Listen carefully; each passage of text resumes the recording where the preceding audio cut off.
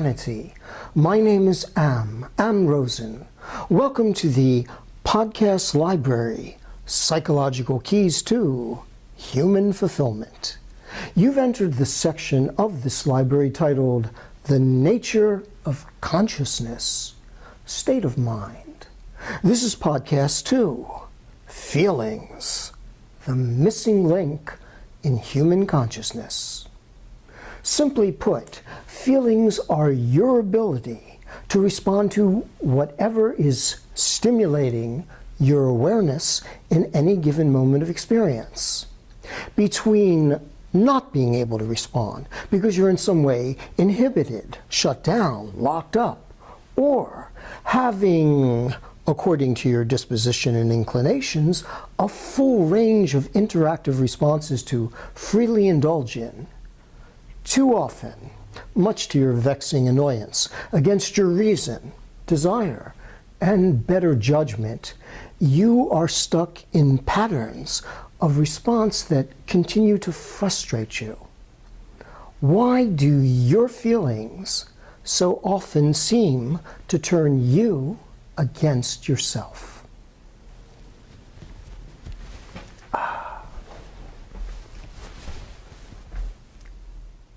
Initially, feelings are simply response patterns which accentuate emphasis of the tissue disposition of the various organ systems throughout your body.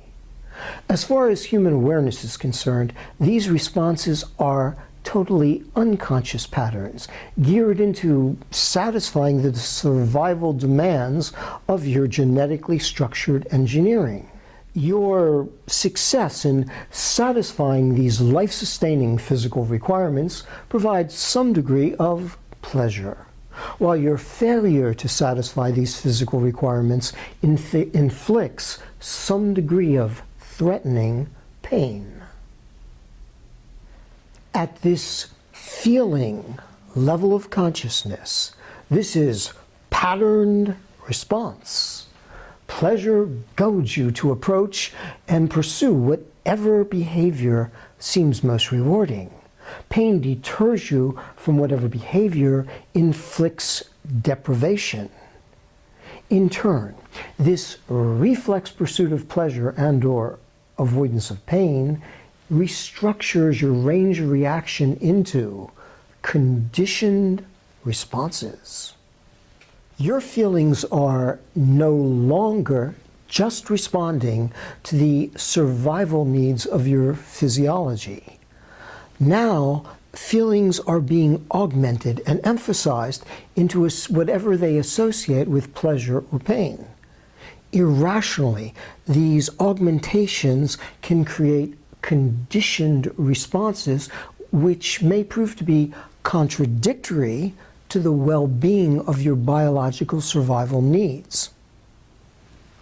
As such, the responsiveness of feelings is starting to slightly personalize from the unconscious generics of the species towards a degree of personal preference peculiar to a particular representative of that species.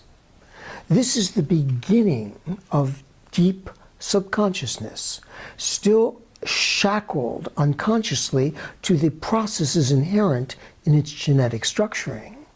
This would be the most primitive ancestor of our species, without tools or culture, just another animal in the wilds of nature, its inherent mental capacities not yet online, haphazardly groping about to fulfill the survival demands of its body. Its instincts slowly being augmented into gut-jerk preferences. This would be the recently born infant finding tastes, smells, touches, sights, and sounds which draw its responsiveness. Pleasure and pain are becoming the reward and punishment which are shaping the conditions under which the feelings are coming to respond. There are many variations of degree and intensity within and between the successes of pleasure and the failures of pain, which are expanding the preferences of this ever-growing, more personalized subconscious. This is barely the beginning of tapping into the vastness of the neurological potential inherent in the human species. Patterns of survival-oriented feelings are becoming superseded and further augmented by responses oriented towards or against obtaining pleasure or pain. In turn, these personal preferences are starting to reorient the activities of the body. In the quest for the ever more satisfying reward of pleasure, the nervous system comes to subconsciously identify a sort of reflex catalog of those objects and situations it's come to identify as being rewarding, along with those objects and situations it wants to avoid. In service to this subconscious reflex of personal preferences, the feelings begin to attach some sort of symbol to represent these objects of success or failure. In so doing, this symbolizing allows for more focus and concentration, which enables more orderly orientation towards satisfying this ever-growing feelingscape. Now, feelings have begun spilling out beyond the immediacy of the moment. Now, feelings are becoming modified by recalls and expectations.